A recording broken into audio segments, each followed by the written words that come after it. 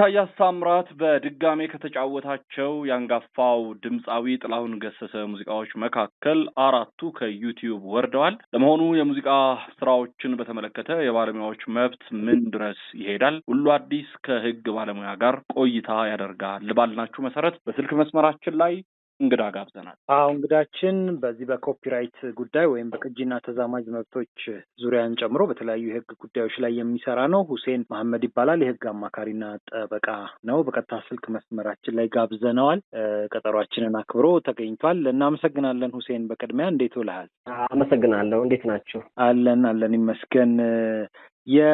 የዚህ የኮፒራይት እና ወይም ደግሞ የቅጂና ተዛማጅ መብቶች ጉዳይ መቼም በሀገራችን በተለያየ አጋጣሚዎች ይነሳል እና እንደው ሰዎች በቂ በተለይ ኪነ ጥበቡ አካባቢ ያሉ ሙዚቃው አካባቢ ያሉ ሰዎች በቂ የህግ እውቀት ወይም ግንዛቤ ያላቸው ብለህ ታስባለህ ሁሴን? እንግዲህ ስለ ቅጂና ተዛማጅ መብቶች ስናነሳ እንግዲህ ከ1952 ወይንም በእኛ በ60 ከወጣው የፍትሐብሔር ሕግ ቀጥሎ በ1996 የወጣ ራሱን የቻለ አዋጅ አለና የዛሬ 22 ዓመት አካባቢ ነው የወጣው። እንግዲህ በዚህ 22 ዓመታት ውስጥ አሁን እንደተከሰቱት በየዓመቱ እንደዚህ አይነት ውዝግቦች ሲነሱ ስንሰማ ስናይ ይህንን ያህል ዕውቀትና ግንዛቤ አለ ብሎ ለመናገር ያስቸግራል። በ22 ዓመት ውስጥ የተፈጠረው የግንዛቤ ደረጃ በጣም አናሳ ነው። እንግዲህ በአሁኑ ሰዓት በተለይ በስራ ላይ የሚገኙ ሁለት ህጎች አሉ። በዋናነት እንግዲህ አዋጅ ቁጥር 410 በ1996 ዓ.ም የወጣው የቅጂና ተዛማጅ መብቶች አለ። 2007 ላይ የተሻሻለው አለ አዋጅ ቁጥር 872። እነዚህ ህጎች ናቸው በዋናነት ገዢዎች። ሌሎች ኮፒራይትን የሚመለከቱ የምንመለከታቸው ወይም እናንተ የህግ ባለሙያዎች የምትጠቅሷቸው ሌሎች ጉዳዮች አሉ ወይስ እነዚህ ላይ ተመስርተን ነው የምናወራው? በመሰረታዊነት ላይ እነዚህ ሁለቱ አዋጆች ላይ ነው ስለ መብትም ስለ ግዴታም በዝርዝር የተደነገገው። የተሻሻለው 872 አብዛኛው ስለ ሮያሊቲ እንዴት እንደሚሰበሰብ፣ ማን እንደሚሰበስብ፣ በምን መንገድ እንደሚሰበሰብ ነው እሱን የሚያስረዳ ነው። መብቶችን በተመለከተ ግን 410 በቂ ዝርዝር የያዘ ነው። እስኪ እነዚህ መብቶች አሁን ለምሳሌ አንድ የሙዚቃ ስራ ውስጥ መብቶች አሉና አዋጁም ላይ የተቀመጡ አንዳንድ የመብት አይነቶች አሉ። ለምሳሌ የኢኮኖሚ መብቶችና የሞራል መብቶች ተብለው የተቀመጡ አሉና ትንሽ ብታብራራለን። የኢኮኖሚ መብት ምንድነው? የሞራል መብት ምንድነው የሚለው እንግዲህ መጀመሪያ አንድ ስራ መንጭውን መለየት አለብን። ስለ ኢኮኖሚና ስለ ሞራል መብት ሳንገባ የዚህ መብት ባለቤት ማን ነው የሚለው መታወቅ አለበት። የዚህ መብት ባለቤት የሞራልም ሆነ የኢኮኖሚ መብት ባለቤት ስራ አመንጪ የሚባል በህጉ ላይ ኦተር በሚል የተገለጸ ግለሰብ አለ። ይሄ ሰውዬ ነው እንግዲህ ስራውን ያመነጨው። ለምሳሌ ግጥም ጸሐፊ ስራ አመንጪ ነው። ዜማ ሰሪ ግጥም ስራ አመንጪ ነው። ዘፋኝ ግን ስራ አመንጪ አይደለም። ዘፋኝ ተዛማጅ መብት ነው እንጂ ያለው የስራ አመንጭነት መብት የለው። እነዚህ ኢኮኖሚያዊና ሞራል መብት የምትላቸው ከስራ አመንጭነት የሚነሱ ከዛ ላይ የሚቀዱ ናቸው እንጂ ብቻቸውን ለማንም ሰው የሚሰጡ አይደሉም። በእነዚህ መብቶች ለመጠቀም መጀመሪያ የስራ አመንጪ የሚለውን ስታተስ ማግኘት አለበት። ስለዚህ አንድ ሰው የስራ አመንጪ ሲሆን የስራ አመንጪው የኢኮኖሚ መብት ባለቤት ቢሆንም ባይሆንም የሞራል መብቶች ግን አሉት። የሞራል መብት የሚባሉት ምንድናቸው? ለምሳሌ አንድ ዘፈን በሬዲዮ ቢለቀቅ የዛ ግጥም ደራሲ የዛ ዜማ ደራሲ ስሙ መጠቀስ አለበት። በተግባር ግን የምናየው እንግዲህ አሁን የእንትናን ዘፈን ለቅላቸዋለን ነው እንጂ የግጥምና ዜማ ደራሲው ስም አይጠቀስም። ይሄ ስሜ እንዲጠቀስ መጠቀስ አለበት ብሎ የሱ ሙሉ መብት አለው። የብዕር ስም እንኳን ካለው በብዕር ስሙ የመጠቀስ መብት አለው። ሌላው ክብሩን መልካም ስሙን የሚያጎድፍ ስራውን የሚያዛባ ስራውን የሚቆራርጥ ስራውን በሌላ አይነት መልክ መቀየር የሞራል መብት ነው። ከዛ ደግሞ ስራውን የማሳተም መብት የሱ ነው። ይሄ የሞራል መብት ይባላሉ። እነዚህ መብቶች ለወራሾች ወይም ለስጦታ ተቀባዮች ካልሆነ በቀር ይሄ የግጥምና ዜማ ደራሲ በህይወት እያለ ወደ ሶስተኛ ሰው ሊተላለፍ አይችልም። ይሄ መብት አሁን የነገርኩ መብት ስሜ ይጠቀስ የማለት መብት፣ አሳትማለሁ የማለት መብት፣ የቆራረጣችሁበት መንገድ፣ ስራውን ያዛባችሁበት መንገድ የኔን ክብርና መልካም ስም የሚያጎድፍ ነው ብሎ የመከራከር የመጠየቅ መብት፣ በብዕር ስሜ ሳልታወቅ የመቆየት ስሜን አትቀሱብኝ የማለት መብት ወይንም ደግሞ በብዕር ስም የመጠቀም መብት፣ እነዚህ የሞራል መብቶች ይባላሉ። ስለዚህ እነዚህ መብቶች በህይወት እያለ ለወራሾች ወይም ለስጦታ ተቀባዮች ካልሆነ ወደ ሶስተኛ ሰው አይተላለፉም። ወደ ሶስተኛ ሰው የሚተላለፉበት መንገድ እጅግ በጣም ጠባብ ነው። ይሄንን መብቱን በጽሁፍ አረጋግጦ ሲፈርም ሌላ ሰው በዚህ መብቶች ይጠቀማል። የኢኮኖሚ መብቶችን በተመለከተም አዋጁ አንቀጽ 7 ላይ በግልጽ ያስቀመጣቸው የኢኮኖሚ መብቶች ናቸው። እነዚህ መብቶች ደግሞ ብቸኛ ለመፍቀድ ብቸኛ መብት ካልኩህ እንግዲህ ለሌላ ሰው የማይተላለፍ ማንም ሰው ካንተ ውጪ የማይጠቀምበት ማለት ነው። ስለዚህ ስራውን የማባዛት መብት፣ ስራውን የመተርጎም መብት፣ ስራውን የማመሳሰል የማቀናበር፣ ወደ ሌላ አይነት የመቀየር፣ በሽያጭ ወይም በኪራይ ስራውን ወይንም ቅጂውን ማከፋፈል፣ ከውጭ ሀገር ማስገባት፣ የማሳየት፣ ከፈለገ ደግሞ የራሱን ግጥምና ዜማ የመስፈን መብት አለው። የመስፈን ደግሞ መስፈን መብት አለው። ብሮድካስት እንዲደረግም መፍቀድ መብት አለው። ስራውን በሌላ አማራጭ መንገድ በተመቸው አማራጭ መንገድ ሁሉ የማሰራጨት መብቶች አሉት። እነዚህ የኢኮኖሚ መብቶች ናቸው። ስለዚህ በእነዚህ የኢኮኖሚ መብቶች ውስጥ ግን የአንድ ደራሲ ወይም የዜማ ደራሲ ኦሪጂናል ጽሁፍ በስራው አመንጪ ከተላለፈ በኋላ ከሚደረገው ድጋሚ ሽያጭ ዋጋ ጭምር የመጠየቅ መብትን ያጠቃለለ ነው። ኢኮኖሚ መብት እነዚህ ናቸው። ኢኮኖሚ መብት ወደ ሌላ ሰው የሚተላለፉበት መንገዶች አሉ። ሞራል ግን በግልጽ በጽሁፍ ተገልጾ ነው። በቃ ይሄን ሞራል መብቴን ለአሳታሚው ወይንም ለዘፋኙ ሰጥቻለሁ ወይንም ለፕሮዲውሰሩ አስተላልፌያለሁ የማለት መብቱን በጽሁፍ ግልጽ አድርጎ ካልገለጠ ይሄ መብቱ እንደተጠበቀለት ነው። የቆይታ ጊዜውስ ምን ያህል ነው ለድምጻዊ ለግጥምና ዜማ ደራሲው የሚሰጠው? ከሞተበት ቀን ጀምሮ ከሚቀጥለው የፈረንጆች ጥር ይጀምርና 50 ዓመት ከሞተበት ጀምሮ ማለት ነው። ይሄ ለአመንጪው ነው። ይሄ የስራ አመንጪ ነው። አሁን ስለ ቅጂ መብት ስናወራ ስራውን ያወጣው ሰው ነው። በቃ አሁን እኛ በተለምዶ የእንትና ዘፈን እንላለን።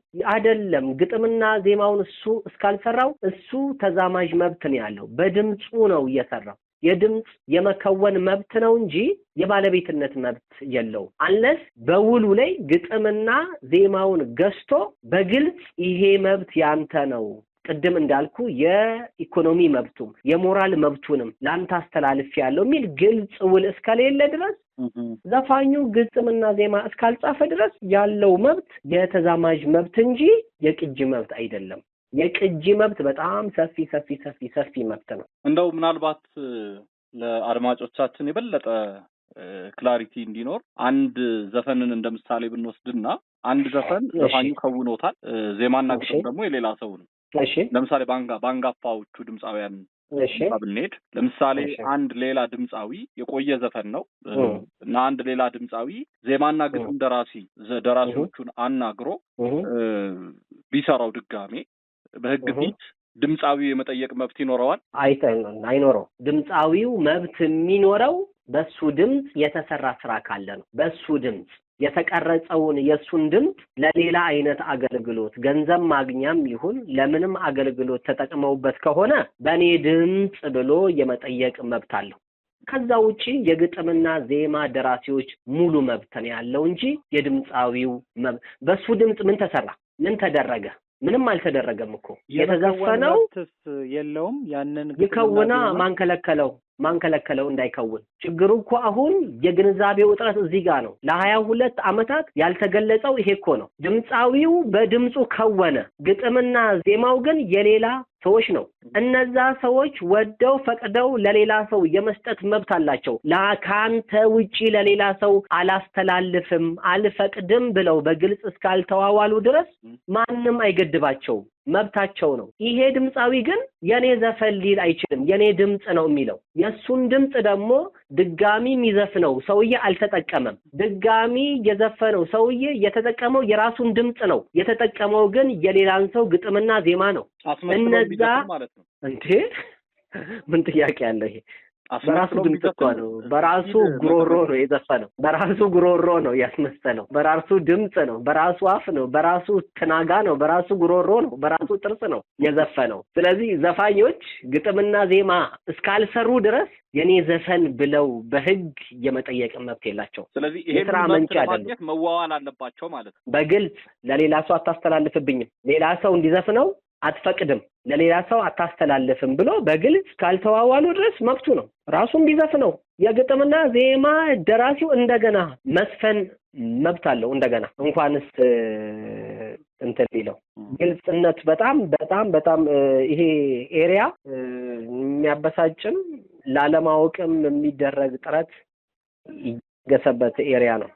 ስለዚህ አሁን ማለት ግጥምና ዜማ የደረሱ ሰዎችን ለምሳሌ ከዚህ በፊት እንደ አይነት ውል የሌላቸውን ሰዎች ደራሲዎቹን በማናገር የቅርብ ጊዜም ዘፈኖችን የሚጫወቱ ሰዎችን ታዲያ አያበረታታም? ይሄ ወይም የነዛ ለምን አያበረታታም? የራሱ አይደል እንዴ? አንተ ቤትህን ለአንድ ሰው አከራይተኸው በሌላ ጊዜ ቤትህን ለሌላ ሰው አታከራይም እንዴ? መብትህ እኮ ነው። ይሄም ስራ የስራው ባለቤት ይሁን። አሁን ሰዎች እሺ፣ አሁን አንድ በጣም ወሳኝ ፖይንት ላንሳለን። ሰዎች በብዛት የሚሸወዱት አንድ ስራ ግጥም ጽፎ ለሰውየው ከሰጠው በኋላ ቢበዛ 5 ዓመት ነው ያ ዘፈን ዘፋኙ ጋር የሚቆየው ወይንም የተፈቀደለት ሰው ጋር የሚቆየው ቢበዛ 5 ዓመት ነው። ከዛ በኋላ ግን ወደ የስራ አመንጭው ሙሉ መብት ይኖረዋል። ለ5 ዓመት ግን ደግሞ መስራት አይቻልም በሌላ ሰው። 5 ዓመት ውስጥ ስራ አመንጭው ኢኮኖሚ መብት አሁን በአንድ በተወሰነ የኢኮኖሚ መብት መተላለፍ ወይም መፈቀር ላይ የተደረሰው ስምምነት ማለት ነው። የመብት መተላለፍ ወይም ፈቃዱ ተፈጻሚ የሚሆንበት ጊዜ 5 ዓመት በኋላ ይሆናል ማለት ነው። ሳይወሰን ቢቀር የመብት መተላለፍ ወይም ፈቃዱ ምንድነው የሚሆነው? ከ10 ወይም ከ15 ዓመት በኋላ ይሆናል። ስለዚህ አንድ የተላለፈ ወይም የተፈቀደ ግጥምና ዜማ የኢኮኖሚ መብት ጥቅም አለች አይደል? አሁን ኢኮኖሚ ናት አሁን እኮ የምታጣላው እንጂ ሞራል አይደለችም እኮ።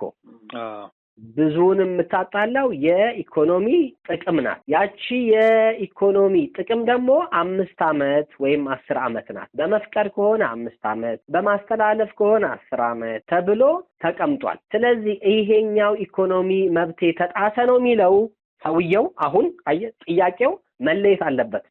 አንደኛ የስራውን ማባዛት አባስቶብኛል ወይ? አላባዛም። አባስቷል እንዴ? አላባዛም። ስራውን መተርጎም ይሄ ዘፋኝ አሁን ድምጼ ተተረጎመ ነው የሚለው ምንድነው የሚለው? ስራውን ወደ ሽያጭ ላይ ማቅረብ መሽ ለየሱ ድምጽ ለሽያጭ ቀረበ። ስራውን በይፋ የመከወል ይሄ ግጥምና ዜማ ደራሲ ስራውን ራሱ የመስፈን ሙሉ መብት አለው። ቢተላለፍ እንኳን ራሱ ይዘፍናል፣ የራሱ ነው። ነገር ግን ይሄ የተከወነውን ድምጻዊው በሱ ድምጽ የድምጻዊውን እንደው ከተማውን ላለመረበሽ እንጂ እኮ የሮያሊቲ ላይ ያሉት ብዙ መብቶች ዘፋኞች አንድ ዘፈናቸው ሲለቀቅ በድምጻቸው እስከተለቀቀ በዛ ላይ ገንዘብ የመሰብሰብ መብት አላቸው። አባዮሽ የሚል እንቁጣጣሽ ላይ በተደጋጋሚ በማስታወቂያ ታጅበው የሚለቀቁ የስፖንሰር ማስታወቂያዎች እኮ ቢከሰሱ እኮ እያንዳንዳቸው የመክፈል መብት አላቸው። ለዘፋኙም ለግጥምና ዜማ ደራሲውም። ለምን ዘፋኙ በኔ ድምጽ ምርትህን አስተዋውቀሃል ሊል ነው አይደለ?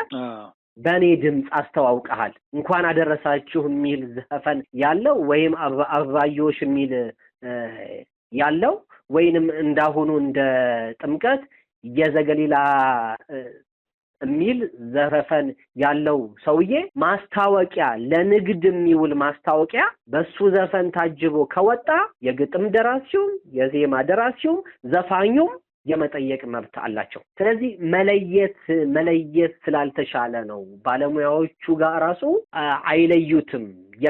የተዛማጅ መብት ምንድነው፣ የአመንጭነት መብት ምንድነው የሚለው አልተለየም። ለዛ ነው። ስለዚህ አሁን በተዛማጅ መብት አንድ ድምፃዊ የሚኖረው በእርሱ ድምፅ የሚተላለፉ ነገሮች ላይ ወይም ደግሞ ቀደም ሲል እንደተጠቀሰው በውል የታሰረ መብት ካለው ብቻ ነው ማለት ነው መጠየቅ።